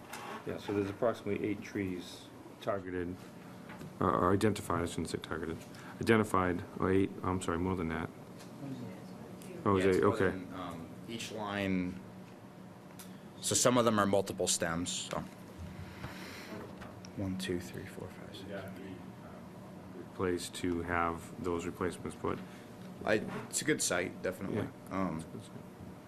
Good drainage. In cases where, like this, that the removal doesn't seem to as direct to the capital plan. It seems to be, it would seem like these would need to be replaced because they're serving multiple purposes, one be a residential purpose, and then would still be seeking additional trees through other areas in town. So I think in this case, it's more about making sure something goes back that's not a subject to disease, right? Yeah, And- it's not a Right, correct. But then additionally, we'll be looking for other locations, because some of the trees you're taking down have to be 40 and 50-year-old trees, right? I mean, so, And some of them are in areas where you wouldn't necessarily be able to or want to put something back, so. So normally what we do, there's 2 different ways that I've done it in the past. Either I contract it with one of our landscapers, or roughly same dollars, if the town has the ability to plant, then I buy more trees and give them to the town to plant. Either way is fine with us on our end, because we have the ability to plant them, but some towns prefer to plant their own trees, some towns do not. So if you're saying $10,000 worth of trees and planting, or we could take $10,000 worth of trees and plant them ourselves, or, And obviously that comes down to DPW operations. Obviously, I'm not telling you, you guys know, it's just, you just don't dig a hole. There's a, there's a process that goes with it, that's for sure. there's the not artful way is If we get the trees and they put them in, we know they're in. Yep. Exactly. And then you don't have to worry about tying up your own people, and that's why we always leave it open. That's a huge, yeah, they're quite busy. So I talked to Bruce about it, but my leaning would be, you buy them and you put them in, then we know it's done.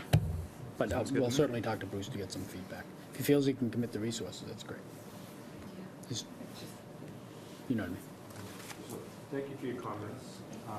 Is anybody else here to speak to this issue?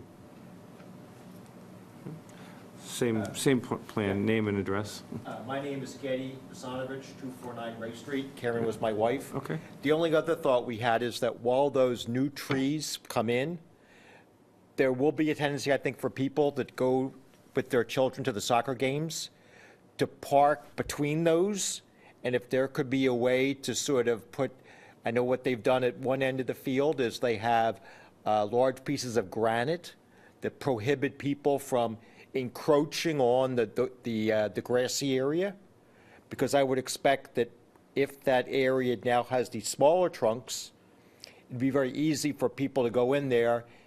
Two things. One is they're killing the grass because they drive over it repeatedly, and two, they also obstruct sight lines for people who are coming off of Ray Street, headed to the west, and they need to make a turn onto Johnson Street. And because of the way the road comes up and there's some curvature to it, you have very poor sight lines looking down Johnson, particularly when people park on that side of the road where the soccer fields are. And that soccer field there, very often the available parking is maxed out, so people park on Ray Street, and we have the same problem. Coming off of our driveway, we have people parking on both sides of the street on a busy soccer day, and it makes the sight lines very difficult, and therefore increases the chance that there could be some type of vehicular accident. So we just want to make sure that the general town, the selectmen are aware of the situation, and that with the tree thing here, they plan to ensure that plan for ways to discourage people from parking on that ground. Frankly, I don't think anyone should park on that ground. It's meant, I mean, it's lawn, it's grassy areas, it's not parking area. But people do it as a convenience, and if we don't discourage them, I suspect that they'll continue to do it, and they'll also, it'll be detrimental, you know, to the grass that's in that area, which is a part of the park. Okay? So, thank you. Trees come down, trees go up, we look and see if there's a way to put something in there. Just so I understand, this is along Johnson between Ray and Holly Ridge on the park side? Very short section. Got it. So after the tree cover, there's some opening there, but also between the trees currently? If people park between trees. Between the trees, okay. Okay. Understood, Al. Okay. Okay. Thank you for your comments. Anybody else on this item, this issue? Okay, anything else from you guys? From the tree Okay. guys? What's that? I thought you said anything from the tree guys. I have to say, you guys both come in plaid, kind of looking like lumberjacks. I They just, changed outside. Or like school committee members, but that's, I like oh, one way or the other. Okay, so can I have a motion to close the public hearing, please? so moved. Okay, now how do we want to handle this? Do we have a motion for this item? Jeepers, it's kind of conflicting because there's so many things we'd like to add to it or subtract to it. Well, now's the time to do that, I would think. Well, make a stab at it, yeah. So I would recommend approval on the recommended list with the exception of the two trees identified, one at 542 Salem, the other at 1044 Salem. And that come with the consideration that there'd be an approved replacement plan for trees, approved by the DPW director and provided by this board. I don't know what that means. My only concern about that is what happens with those trees as it relates to your public hearing. So I guess it would depend on how strongly you felt about those two healthy trees. I I'd really like to hear another plan if you can put one together. Or is this something that has to be done right away, or it's in the future you see it? I mean, is there more time? This was dropped on my lap a little short of my plate by far. There you go. Well, we can work together on this. I know that they are switching the hardware out within the next month. And yeah, normally I like a little more lead time. Well, let's make that motion. I that was they- going to remove these two That's not gonna trees happen. off the list. That- yeah, we And would- then kind of review them and see what we can do was what I was thinking of doing. Proposed was the ability for residents in cases if the trees were in the woods to have the stumps ground. Yeah. They really have to. I think Laurie can paraphrase what I said. It falls back on the town. They get upset and Right. start calling us, when are you going to grind those? So the conditional approval would be an adequate replacement plan approved by the DPW director, grinding of the stumps where appropriate, and eliminating those two trees. Yep, 1044 and 542 Salem. There's two at 1044, so one is specified a healthy one. I'll work with you guys. Pull out, just mention Reynolds Field replacement there. Definitely, that's a great spot. Yeah. Oh, for Replacement. Yeah. So, I don't want them to replace trees somewhere else in town. And skip over here. Park, Yep. and to have Yeah. 10 to 12 trees down. Looks like a It would just be hurricane shame came not to through. have some replacements. No, there's going to be replacements there. It just gets to the question, if we put replacement and don't define it within the activities of the board, that comes more complicated. So it's duly noted and it'll happen. And I'll work with the DPW director to find out the best plan for that. I think it gets a little tricky because I don't know how many replacement trees they're doing yet, so I've got to figure that out. And we're going to ask for more rather than less, so we're going to, So I will make a motion as the town manager just stated. In particular, passing over the two healthy trees and the replacement in the grinding. Okay, we have a motion, a second. Any further discussion? All those in favor? Aye. Hey, gentlemen, thank you very much. Thank you for your cooperation on that. We appreciate it. Okay, so we have a motion to go into public hearing for National Grid and Verizon for a joint poll petition on Abbott Street. You have to close this public hearing? It's already been closed and voted. I need a motion to open the public I'll hearing. make a motion to move into public hearing. Second. Okay, I have a motion and a second. All those in favor? Aye. Okay. Okay, so we're now in a public hearing to talk about the removal of that really strange pole on Abbott Street. So who's here to discuss that?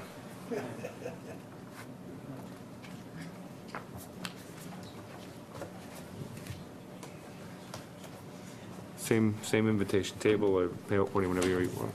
He wants to stand. He's Yeah, been go ahead. sitting.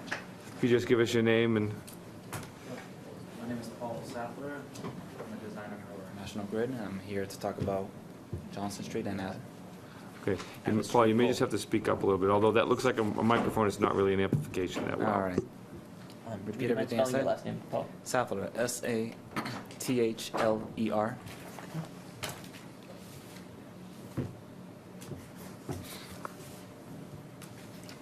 Oh, yeah, this is.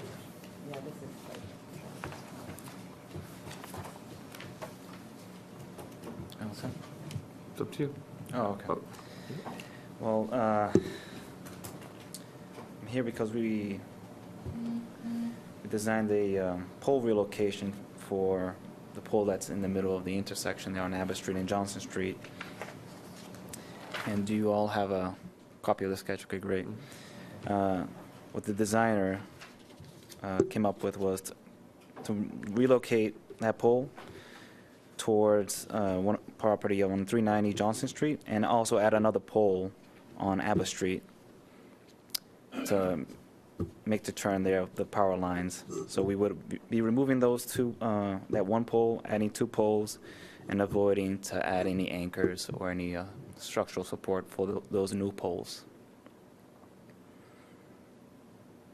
There's one that looks like it's in the middle of the road. That's the pole that should be removed, yeah. So, okay, but you said two poles, so where is the other one? So one pole, we would be adding about 35 feet southerly of the existing pole, and the other pole would be about maybe 35 feet to the east of that pole. Did you see this diagram? So this is the existing. Yeah, that one's been terrible for years. Right, and this is where the suggested placements would be for the two replacements. I'm not one for poles, but it's certainly a better plan than what is there right now. Yeah, I'm actually surprised that pole hasn't been clipped 1,000 times. I know, every time I go by it, I think, this is just like an accident waiting to happen. Is that why you're replacing it, because of just the potential safety? Safety, there's been multiple issues. There's an owner I spoke with here. He knows about the issues because he lives in the corner there. He did bring up a point about the pole number 1363, which is one of the new poles. We have staked these poles in the field, and I'm sure he can comment more on it, but he has a wall running around that's self-supported. Is that the right term? So you can't...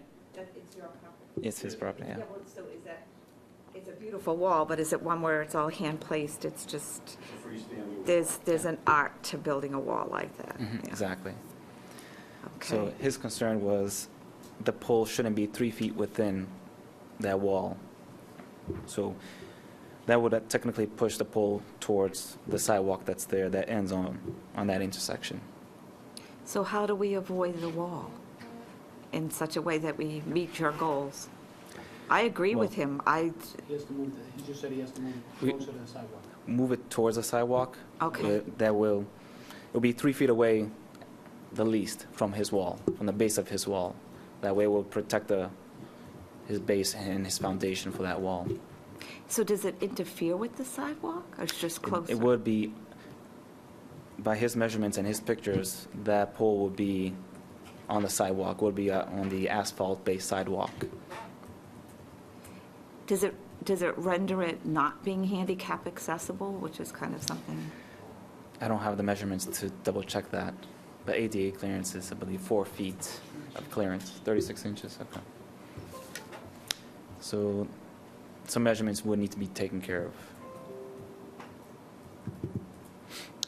Can it be like 2.5 feet away from the wall? Does that? Well, that's the number we were thinking about, 3 feet to guarantee something. I mean, I can't tell you for sure that 2.5 feet would be better than 3 feet, but 3 feet gives us some safety to it.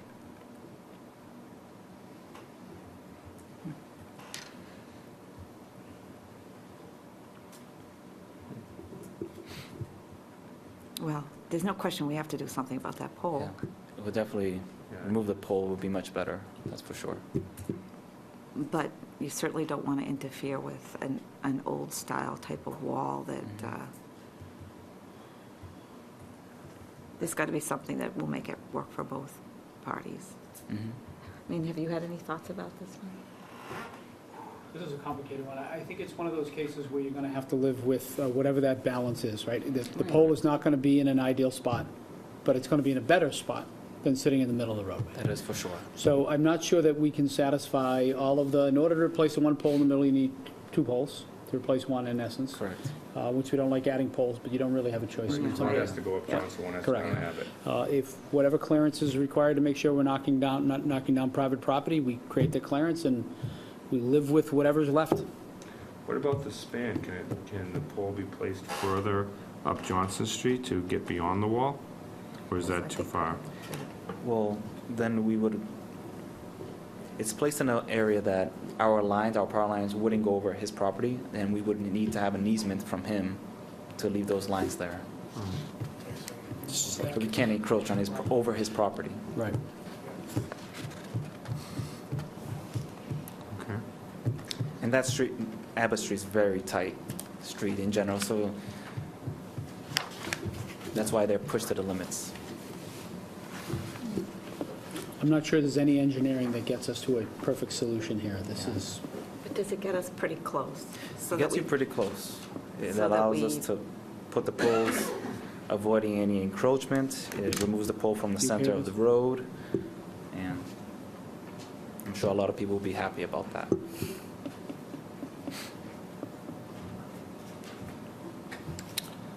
Okay, Can we hear Yes. from the neighbor now? absolutely. Are you all set? Yes, I am. Okay, any further questions? No, for other than Paul? I'd like to hear from the abutter. Okay, would you like to speak to it? Come on up. You, same offer, you can sit or go stand at the podium, whichever you prefer. Great, thanks. Make things a lot easier for all. Yes, they Thank always you. do. Realize. For us visual learners. Actually, I like that they're putting pictures in versus just diagrams, too. It makes a big, So maybe just give your name They're and, not. Yeah, Michael Demers, I'm property owner, 390 Johnson Street. Can do this without a picture. I've been there at the property for 12 years now. The telephone pole is an issue. have you seen any accidents? At least there? once a week, somebody hits it. yeah. It's got to the point now where when I hear the crash, I don't look out the window anymore, I just call the cops. Because everybody that hits it has to be towed away. That's you know? horrible. It's that bad.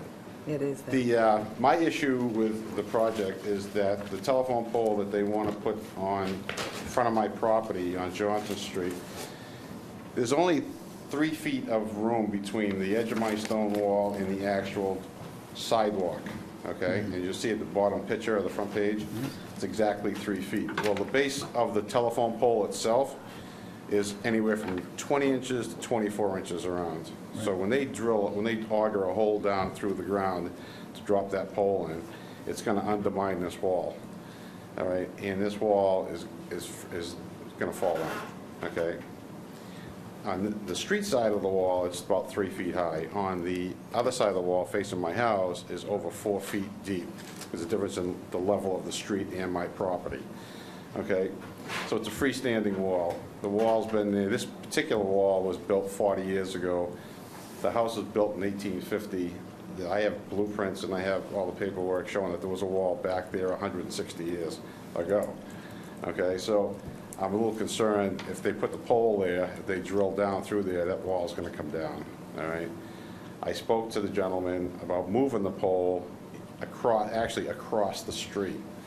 So go from the pole that's the next 35, 40 feet down, cross over by Lisa Lane, and then come back over onto Johnson Street, which eliminates a pole in front of my building, in front of my house, and then the second pole they want to put in at the corner of Abbott Street, which Abbott Street is a very narrow road as it is.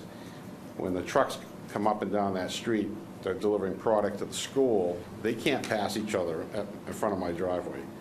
One guy either has to back up or they have to go actually on top of the berm, the curbing that's there, so they can get by each other. If they put that second pole in on the corner of Abbott and Johnson, all right, they're not going to be able to make the turn onto Johnson Street to the right, okay? The tractor trailers can't make that turn now. It's just too tight. If they put that other pole there, they're going to hit it. So both of these poles have an issue. Either the one on Abbott Street is going to be hit on a regular basis by the trucks and the school buses because they can't get by. They pass each other. In the winter, the road even narrows more. And the pole that they want to put up against my stone wall is going to undermine the wall, is going to cave in. So the only way to do is to move the pole out away from the wall, which is going to put the pole in the middle of the sidewalk. Now, that sidewalk actually ends probably 5 feet beyond where the pole is proposed to go. And then they got to cross Abbott Street, and then actually there is no sidewalk for a certain distance, and the sidewalk starts again. So the only thing to do is either move the pole out into the sidewalk, which we know there's a lot of those in town, or they have to put a pole across the street and kind of like do a zigzag across Johnson and come back over, which would get them to eliminate the pole in the middle of the street and would eliminate them having a problem with my stone wall and the other pole with traffic trying to get around the corner on Abbott Street. So there's a lot of problems for this. There are a lot of problems. So the zigzag is still just 2 poles? It'd still be 2 poles, but one of them would be actually across the street, kind of like corner of Lisa Lane and Johnson. Yeah. One would be over there, and then they would have to come back across over to Johnson, which would let them eliminate the pole in the middle of the street. And it would get the pole away from my stone wall, also get the pole away from the corner where the buses and the trucks can't get around the corner. Can you talk about that one a little bit? They're proposing a pole that's on the side, well, not in the street. I guess I'm a little confused about the second piece. I understand. The second pole is actually, The one on Abbott Street. is on Abbott Street. Right, but I don't understand, I guess I'm missing that point. You're saying that buses today and trucks are climbing the sidewalk? Today, yes. Well, are they climbing the sidewalk because we have a pole dead middle in the street and it basically is working as a median that they No, don't? the problem is the street's not wide enough. I understand, but we can, I understand that, I guess I just want to make sure if we're going to get into an engineering Yeah. discussion, we clear it. We're talking about the belief that people are going to climb the sidewalk, and I understand it may be happening today, climb the sidewalk and hit a pole. Well, that's No. probably, No, on, the sidewalk Yeah. is only on Johnson Street, okay? right, There is no sidewalk at all on Abbott Street. There isn't, right. right. All right. So as far as if they have to put the pole on the sidewalk, all right, all that's going to do is the people, whoever was walking on the sidewalk is going to have to walk around that pole. Correct. All right, and that actually, only a few feet beyond where that pole is proposed to go, there's no more sidewalk anyways. Right. All right, because that's the entrance going onto Abbott Street. Right.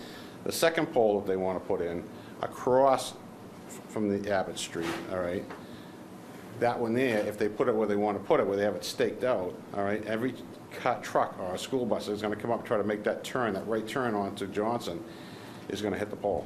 Because as it is now, when they can't get by each other, they go up onto the small piece of grass area. Then there's another stone wall on the other There's another corner, stone wall. all right? I actually addressed this with National Grid 7 years ago. I got them down there, asked them if there's something they could do about this, and I actually tried to get them to say, well, why don't you put the, lines underground at this section, and it would eliminate a lot of issues, and they didn't want to hear that. No, that's. Expense-wise, which, and I do understand, but, the problem is, we need the pole to go, but how do we do it without, Yeah, so, I mean, can we get our own DPW folks out there to take a look at the pole position and see if that turn radius is going to be sufficient? I mean, so we've got recommendations from both the fire and the police that they're okay with the request, but they may not have thought of that turn radius there, if there's an issue with that turn radius. Of course, well, the other thing is that pole is not going to be dead center anymore, so they don't have to make a sharp corner. They can come out and kind of make a squared corner a little more. the entrance onto Abbott Street is so narrow, okay? If there is a truck, a tractor trailer, which always go up and down that street, all right, is coming around the corner, all right? And if there's a school bus coming up Abbott Street, leaving the school, taking a right onto Johnson, there's no room. So one of them has to move over to the right or the left, okay? I'm just saying, I know that pole, the other pole they want to put up is going to be an issue. Mr. Town Manager, for that intersection, it's created almost like a funnel shaped. So once that pole is removed, it's not like there's a 90-degree turn right there. Would it be possible to pull the curbing out a little bit farther from where Mr. Demers' wall is, so that way we're not impacting the integrity of it, and still place it on that corner behind berm? I mean, it's tough without us literally taking out the pens, but it just feels like once we remove that pole, which is a safety hazard, the existing pole, I would bet drivers will now feel a lot more comfortable, and not in a good way, to just zoom right in and out of that intersection without actually stopping. And so normally in that situation, don't you pull the curbing for where the sidewalks are on either side, so that way it's clear that, when pedestrians are coming, or when drivers are coming down Abbott Street and hitting Johnson, that they should be coming to a stop? Because the way it looks even on a map, for somebody not familiar with that area, they might just kind of do a soft stop the way it's designed right now. It's possible. We can do what we did we did it further down the road in Johnson and, oh God, what's the cross street? Is it Farnham, or is it the street that's coming down the right? Which is, where in essence we built a Yes. asphalt island? Yep.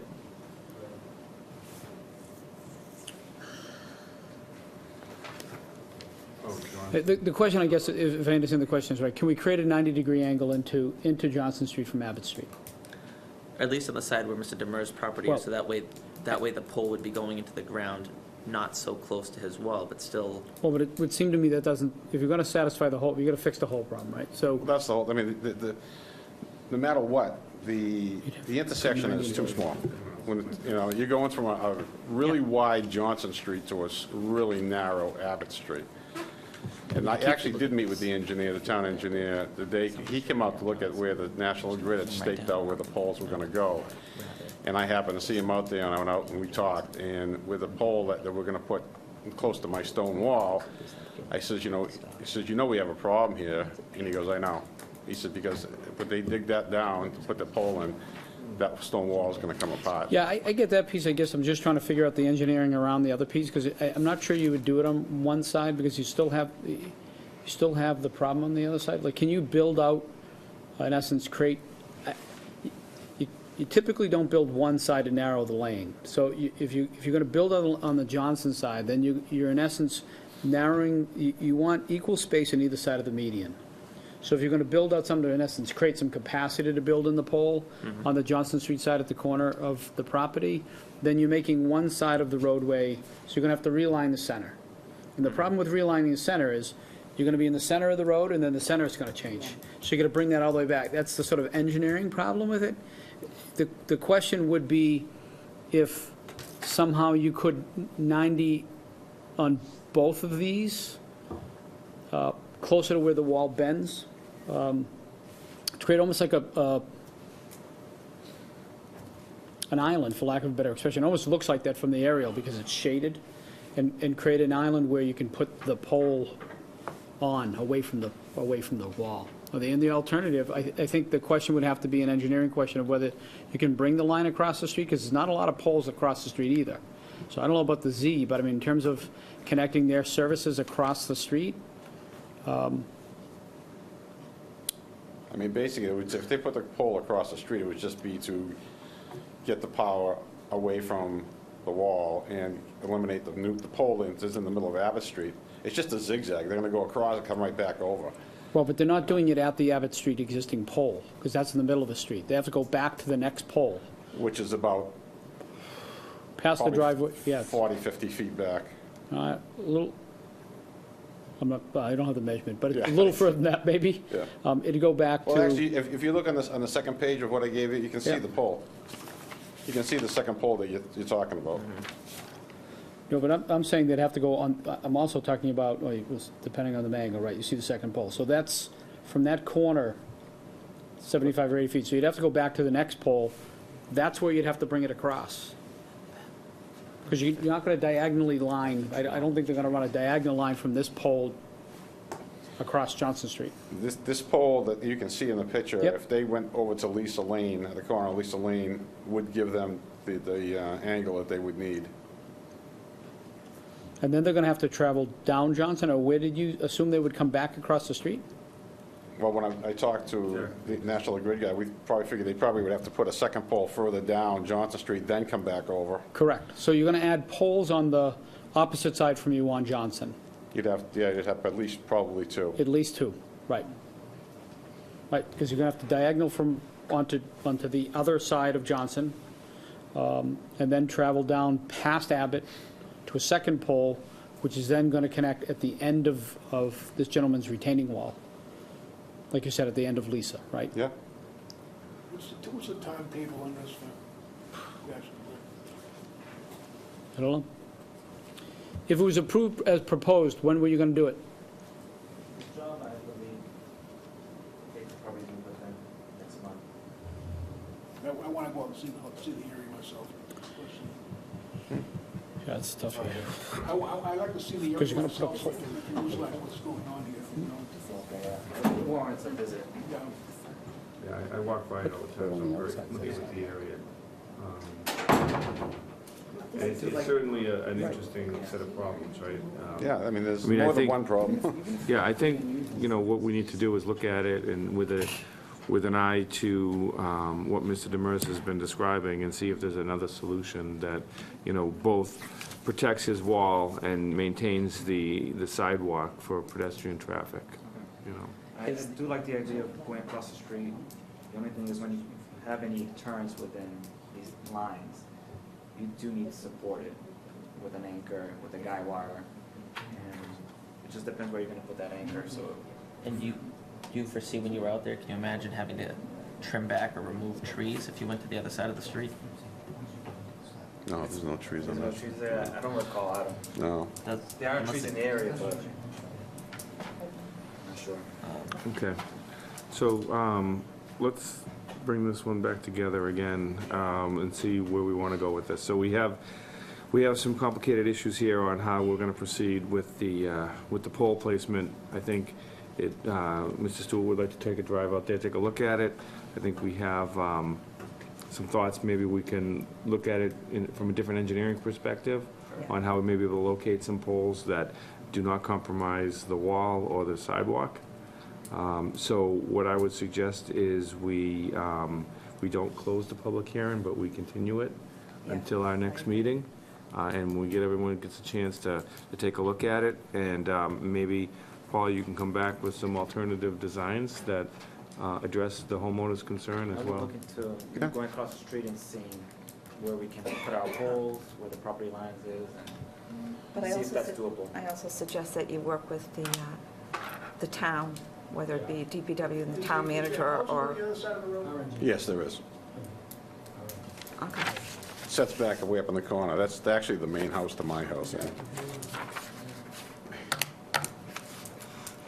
Okay. I think it can be worked out. I mean, I mean, a site walk would actually, really let everybody get together and see what the problem, especially the narrow part of Abbott Street. I mean, that used to be an old dirt road for the farm, and it's tiny. Now it's an old car road. It's an old town road. Well, I mean, just whatever the 2 cents is worth, and the bottom line is this was not going to be an easy solution no matter what, right? Number one concern has to be the fact we put a pole. I mean, I think you identified it as clearly as you can be identified. We've got a pole sitting in the middle of the street. Putting poles across the street, we'd want to make sure we notify those residents, because we're talking about installing 2 new poles in front of homes. That's fine, but we should make sure that those folks are aware of the hearing, because they wouldn't have absolutely. read the hearing originally to do this. And it depends on where the poles would Right. land. Nobody wants a telephone pole right smack in their front door. Right. Right. So, The only good thing about the property across the street is his house sits really far back off Johnson Street, and he has put some real big boulders around his property, basically from Lisa Lane around going up Johnson Street. I mean, they're huge. And they set back off of the road quite far. So, I mean, if the poles did go up, the poles would be on town property, and they wouldn't even be encroaching on his property, and part of it we're probably going to do through the exercise is make sure we understand clearly where the right-of-way is here. Because typically what we found in a town that develops as farmland is that the right-of-ways are never quite where the property lines appear to bring them. The thing is, like I said, I purchased the property 12 years ago, and I had it surveyed, and the original surveying stakes were there, and my surveying stakes are actually on the outside of the wall between the Good. sidewalk You and may my be in wall. a So I know limited the group walls of of my folks in property. Well, that worked out well. It's a good sign, doesn't happen often. Okay, All right, hopefully you great, say that too loud so Garrett Bowles heard that. but- Okay. very nice. He's All the right, so, assessor, not to worry. Yeah. That could handle it. okay, so I'll hear a motion to continue. this So hearing. moved. That was yours. Okay, all in favor? Okay, so we're leaving this hearing open, we're continuing until January 9th, which is our next meeting, and we'll give everybody a chance to take a site walk, ride by, and maybe redo some engineering to see if there's a better solution to this. Okay, Could I ask if we guys do the site walk, that we would be notified so we can all be there? I don't know if we're all gonna do it together. Yeah. We're not- Well, I'm always there, so I was like, I walk by it almost every night, so I'm Absolutely. very familiar with it. I Don walk will by it beep all his the time. horn. I know you have a cobalt boat, I love your barn. It's all right, he knows so- the house. It's a great Yeah. house. Thank you. Okay, Set? thank you. All right. Okay, next on the agenda, we have a hearing for National Grid for a poll petition for Raleigh Tavern Lane. Can I have a motion to go into a public hearing? So moved. Have a second? Okay, all in favor? All right, okay, we're in a public hearing for Raleigh Tavern Lane. Paul, you're up again. All right. Could you just, for the record, state your name and again? My name is Paulo Sattler. I'm a designer with the National Grid. Okay. National Grid intends to replace underground cable that is direct buried on Raleigh Way. And that cable is considered end-of-life cable. So whenever we're starting to have issues with these cables that are direct buried, the new standards require us to replace it within conduit. And that is the goal that we are replacing it with right here. We would be replacing it with three 3-inch conduits because there are 2 cables, one going to the transformer and one going back. And there's also 1 spare for the primary cable for future use if required. So that's what we intend to do for this area. So this is all going to remain underground, even though it's a poll petition, it's all going to remain underground? Correct, yes. Oh. There's no new poles in this Easy- area. It's all easy underground one. area, and An it's easy going one to for a continue to change. stay underground. Also, you're going to be digging up, though, the front yards of these people's property, right? It would be on the grassy side, so it will be on, it wouldn't be on their property, but it will be in front of their property, yes. And then you would hydro seed it and do everything to make it We look we as close to typically normal will, as possible afterwards? correct, we leave it as is. If we have to cut through driveways, we wouldn't just leave a line within the driveway, we would actually cut back more into their driveway and then replace that to the road, so it looks like an apron style, so it doesn't It's look like feathered in. Yeah, exact feathered and massaged, correct. and, okay. And when would this work be done? It sounds like that can't be done now. No. It has to be done in the spring. It would typically be done in the spring. It would probably go out to an external contractor, so it goes out to bid and everything else. But they Okay. typically start April and May time I will consider a good time to start. It could be in the summer as well, but I mean, we do work with the property owners and notify them, when we would be working within certain sections. So this will affect, this will be, it looks like it's going across 3 different houses along the public way. 1, 2, 3, yes, Yeah. it does. Okay. And they might not be happy, but when you have cables underground that aren't doing so well, you'd be really upset if Yeah. it went up. Yes, don't want any dogs licking any. Yeah, this is something we typically do in these underground developments. It's just the age and the weather deteriorates these wires, and there's no other choice. You have to replace it to service the customers.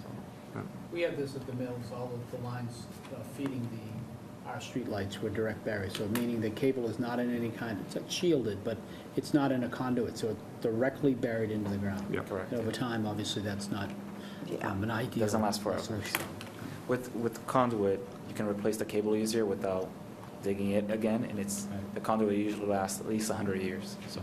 That works. Are you sizing the conduit to allow for additional wires to be run through there if necessary, or is the conduit only going to be, what size is the conduit? Conduit's 3 inches. 3 inches? We do have a spare conduit That you run in there, so that we it's- run along with it, parallel. You do? At same Okay. level, yeah. Okay.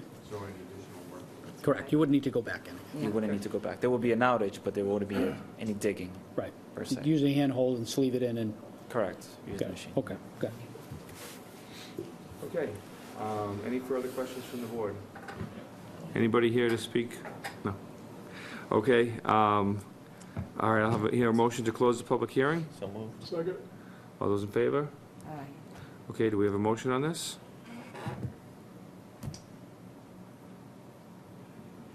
Move that the Board of Selectmen approve National Grid poll petition 21173687, Raleigh Tavern Lane as presented.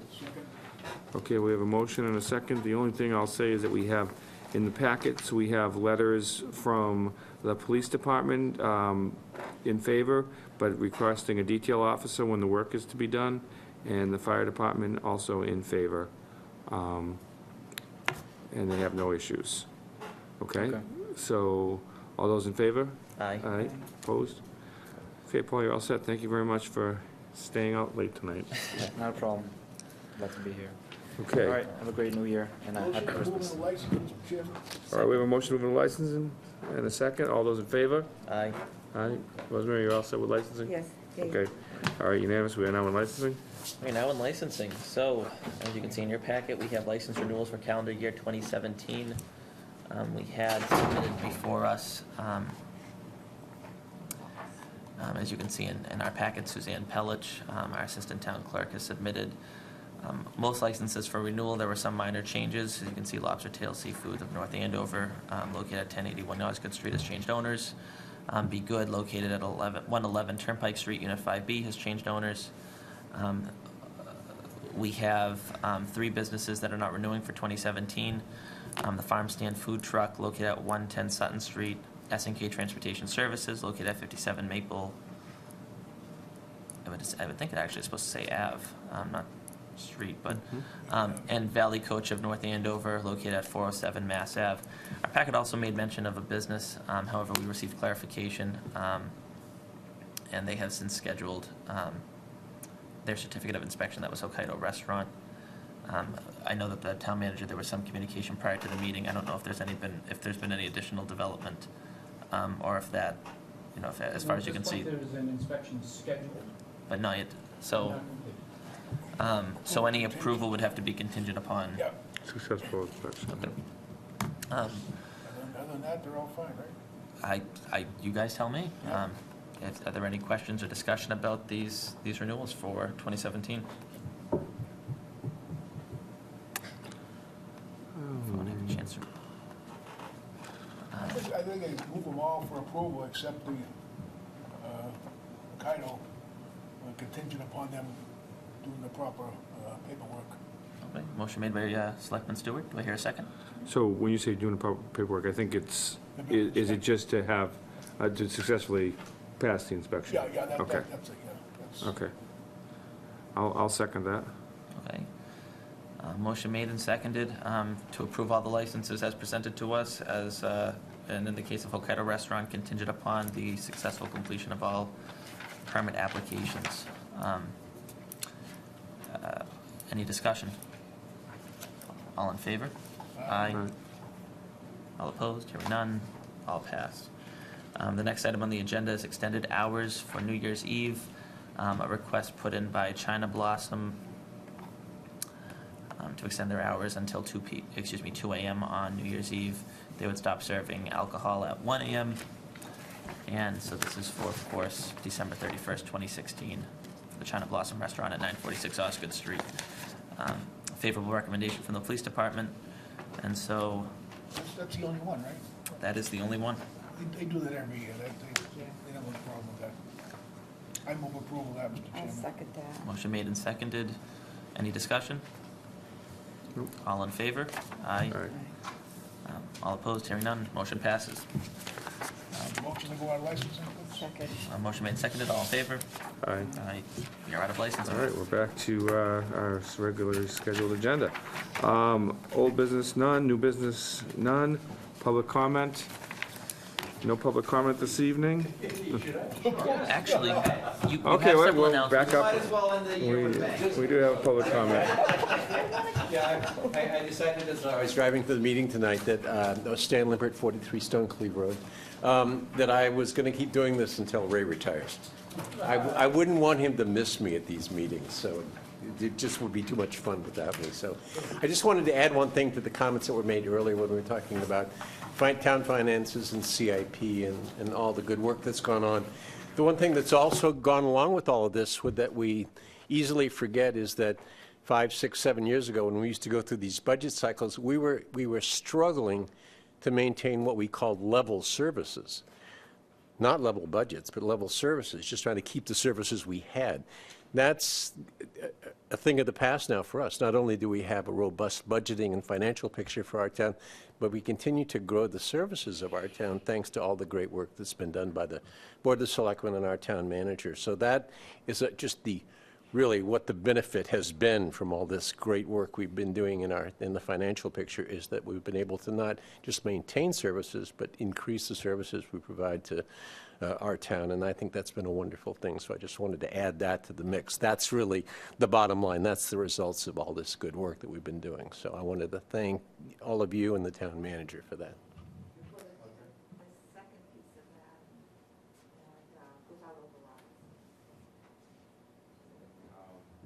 Stan will take a moment to thank you for your service to the town. For how many years did you serve? 9.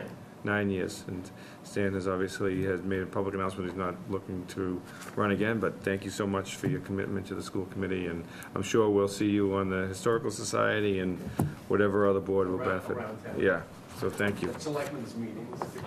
Yeah, you gotta keep us honest. I'm sorry. Well, did you have anything? I interrupted you. No, I'm just thinking. Okay, okay, town manager's report. Mr. Manager, anything this evening? I actually will only recall a story of Mr. Limpert. I was in the building maybe a week when I bumped into Stan, and he said, after watching the interview, I was very supportive, but I want to know why you always finish second in these job interviews. So typical in Stan form, he hit me right between the eyes. I said, nice to meet you. Things are good. And welcome aboard. But it was a very fair question, and we had a nice sort of back and forth about why I thought sometimes having a plan and communicating the plan was not always well received, because sometimes folks had their own plans, and the rest is history. And certainly Stan has been a tremendous supporter to the town, and supportive of the school district, and supportive of this board, and certainly supportive of me professionally, and I very much appreciate it. So I wish you well in whatever you choose to do, and I know you'll be around town, and I really am. I just noted you'll be here until Ray retires. Maybe you can, maybe, Well, it's contingent on you, Ray. maybe Stan really can retire, because you've taken on as much work. That lucky for life lottery ticket. Lucky. Because he keeps himself so busy, it's like he continues to work full-time. Motion to adjourn. Okay, we have a motion to adjourn. Before we do that, let me announce, the next meeting is January 9th, 2017, so again, That was wish okay. wish everybody Merry Christmas and a Happy New Year. Merry We have a motion to Christmas. adjourn. Do we have a Happy Hanukkah. second? Second. All those in favor? Aye. We're adjourned. See you next